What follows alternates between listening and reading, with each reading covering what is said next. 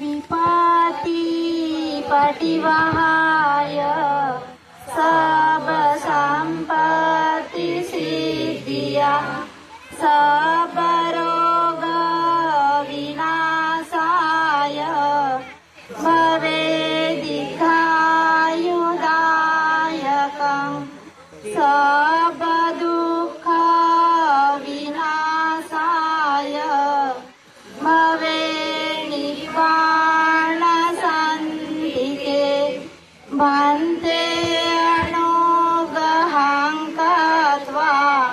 परितं वृथमङ्गलं द्वितीयम्पि विपत्ति पटिवहाय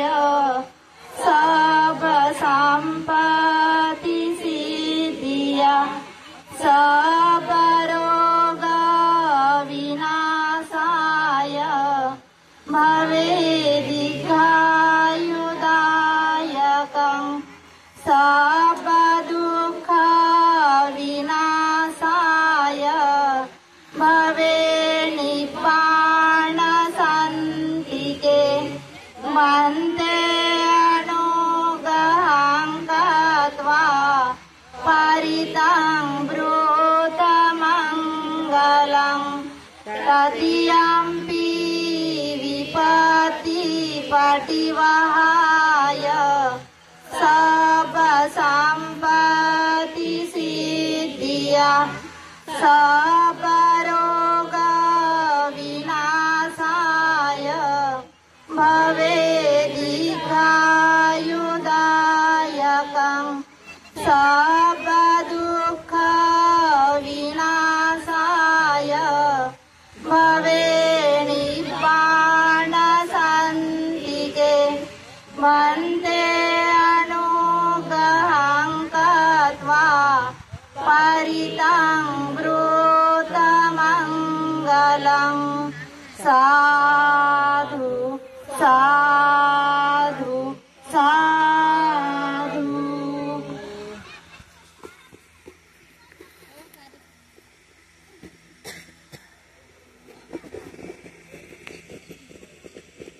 सुमन्ता चक्रवालेषु अत्र गच्छन्तु देवता सद्धम्मं मुनिराजस्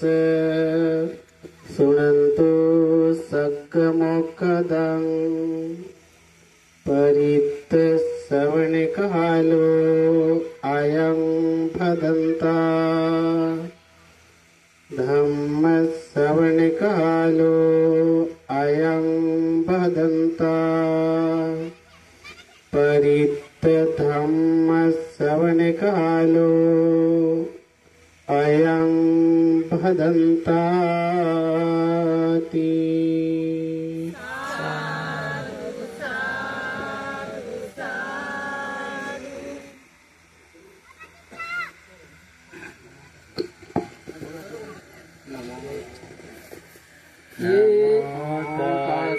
भगवतो अरहतो सम्मा सम्बुद्धस्स नमो तस्स भगवतो अरहतो सम्मा सम्बुद्धस्स नमो तस्स भगवतो अरहतो सम्मा सम्बुद्धस्स। ये संता संत चित्ताति शरणं शरणा एतलोकन्तरेवा भुम्मा भुम्मा च देवा गुणगणगणाभ्याभटा सपकालम् एते आयन्तु देवा वरकनकमये मेरुराजे वसन्तो सन्तो सन्तोषहेतु मुनिवरवचनं श्रोतुमगं सपेषु चक्रवालेषु यकादेवच ब्रह्मणो यं मे कथं प्रियं सर्वसम्पत्तिसाधकं सभेतं अनुमोदित्वा समकाशासने रता पमादरहिता हुन्तु आरकासु विशेषतो शासन सचलोकांचा भूति भवतु सबला शासनं पिचलोकांचा देवारकन्तु सबला सद्योन्तु सुखी सभे परिवारे अधिगासुमना हुन्तु सभे याति राजतु वा चोरतु वा मनुष्यतु वा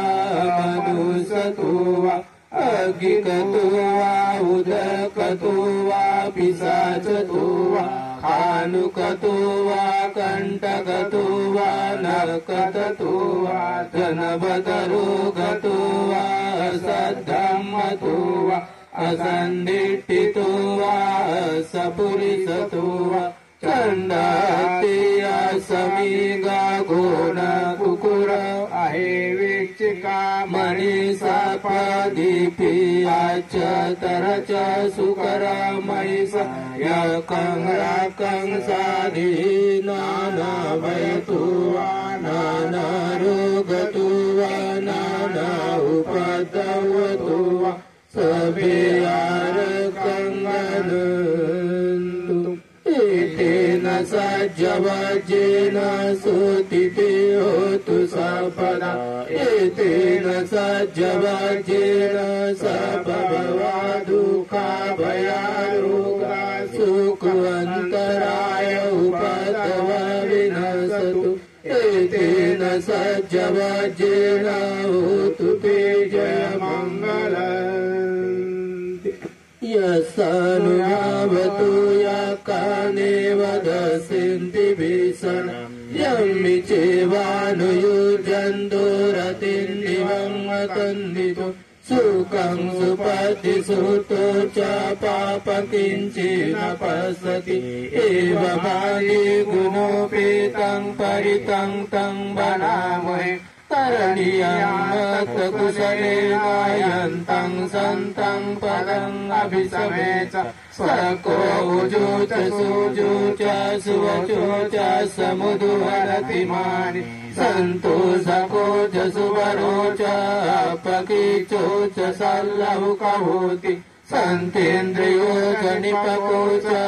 पगभूकुले सुवरगीदो न संकुलं समाचरे किञ्चि येन विरूपणे उपवदि सुखिनो वाकेमिनो हन्तु सभ्ये सत्ता भवन्तु सुखिसता ये केचिपाणभूतसीतसा वा तावरा वा अनवशेषा दीर्घा वा ये महन्ता वा मध्यमारसता अनुकतुला दीटा वा ये वा दीटा ये च दूरे वसन्ति अविदूरे भूता वा सम्भवेसि वा सभ्ये सत्ता भवन्तु सुखिसता न परो परन्नितु नातिमयेत कर्तजिनकन्ति व्यारोसना भटिकशय्यानयमय्य सदुःखमिच्छेय माता यतानियं पुतं आयुषा एकपुतमनुराके एवं विषभूतेषु मानसं भावये अपरिमाण मेतं च सबलुकस्मिन् मानसं भावये अपरिमाण ऊर्ध्वं अधोचतिर्यञ्चं असंवादं अवेदसपतं तीर्थं चरन्निसिन्नो वा शयानो वा यावतस्मिदो एतं सति अधिष्ठेयं ब्रह्ममेतं विहारयितमाहुदिष्टिं च अनुपगमशीलवादस्य लीन सम्पन्ना मेषु विनयकेतनै जातु गभसेय पुनरेति एतेन सज्जवज्जेन सोतिते होतु सबला एतेन सज्जवज्जेन सबभवा दुःखा भयारोगा सुखवन्तराय उपद्रवा विनशतु एतेन सज्जवज्रेन होतु ते जय मंगल यं मङ्गलं द्वादशै चिन्तयन्सु सदेवता सूतानं नाधिगच्छन्ति अष्टकिंशं च मङ्गलं ईशितं देवदेवेन सर्वपापविनाशनं सर्वलोकहिताय मङ्गलं तं वनामहे एवं मे सुतं एकं समयं भगवा सावत्यं विहरति जेतवने अनाथपिण्डिकस्य आरामे अथ को वैयन्तरा देवता अभिकन्ताय रत्या अभिकन्तवन्ना केवलकपं जेतवनं भासित्वा तेन भगवतेनुपसङ्कमे उपसङ्कमित्वा भगवन्तम् अभिवादित्वा एकमन्तम् अट्टासि एकमन्तम् ठिठाकोसा देवता भगवन्तम् गाताय अजभासि बहुदेवा मनुष्या च मङ्गलानि अचिन्तयो आकङ्कमानसुतानं ब्रूहि मङ्गल उत्तमम् असेवनाच बालानं पण्डितानं च सेवना पूजा च पूजनीयानं एतं मङ्गल उत्तमम् पतिरूपदेशवासु च पुब्बे च गतपुय्यता अर्थसम्मापनिधि च एतं मङ्गल उत्तमम् बाहु सचन्दसि पञ्च विनयो च सुशिक्षितो सुभाषिता च या वाचा एतं मङ्गल उत्तमम् माता पितु पट्टानं पुत्रदारस्य सङ्गौ अनाकुलाच सम्मन्ता एतं मङ्गल उत्तमम् दानं च धम्मचर्या च ज्ञातकानं च सङ्गौ जानिकं मानि एतं मङ्गल उत्तमम् आरती विरति पापा मज्जपानाच संयमो अपमादो च धम्मेषु एतं मङ्गलम् च निवातो च सन्तुष्टि च कथयता कालेन धम्मश्रवणम् एतं मङ्गलम्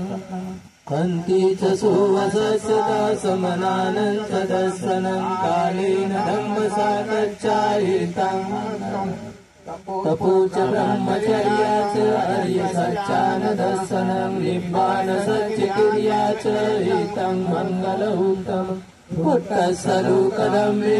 चित्तं यस्य न कम्पति अशोकं विरजन्ति एतं मङ्गल उत्तमम् एतादृशानि कत्वानं सपथम् अपराजिता सपथश्रुति गच्छन्ति तन्ते मङ्गल उत्तमन्ति एतेन सज्जवज्रेन सोतिते होतु सर्वदा एतेन सज्जवज्रेन सर्वभवा दुःखा भयारोगा सुखोऽन्तराय उपद्रवन्ति एतेन सज्जवज्रेन होतु ते जयमङ्गलन्ति दुःखपत्ता शनि दुःख भयपत्ता शनि भया सुखपत्ता शनि सुखा हुन्तु सर्वे विपाणिनो एतावता सम्मे सम्पदं पुण्यसम्पदा सर्वे देवानुमोदन्तु सर्वसम्पत्तिसिद्ध्यै दानन्ददन्तु श्रद्धाय शीलं रक्षन्तु सर्वदा भावनाभिरता हुन्तु गच्छन्तु देवतागता सर्वे बुद्धा बलभक्ता पच्चकानं च यं बलम् अनन्तानं च तेजेन रक्तं वन्दामि सपसो आकाशटा च भूमट्टा देवानागामयुद्धिका पुय्यन्तं अनुमोदित्वा चिरं रक्षन्तु बुद्धशासनं चिरं रक्षन्तु धम्मदेशनं चिरं रक्षन्तु सङ्गत्वं परन्ति सभ्येतियो विवर्जन्तु सर्वरोगो विनाशतु माते भवतु अन्तरायो सुखी दीर्घायुको भव अभिवादनशीलस्य नित्यं वड्डापचायिनो चत्तारो धम्मा वदन्ति आयुर्नो सुखं वदन्ति साधु साधु म्हणा एक आवाजात म्हणा म्हणा साधू साधु साधू साधु साधू वंदन करा तीनदा अरहं बुद्धं नमामि धम्मं नमामि संघं नमामि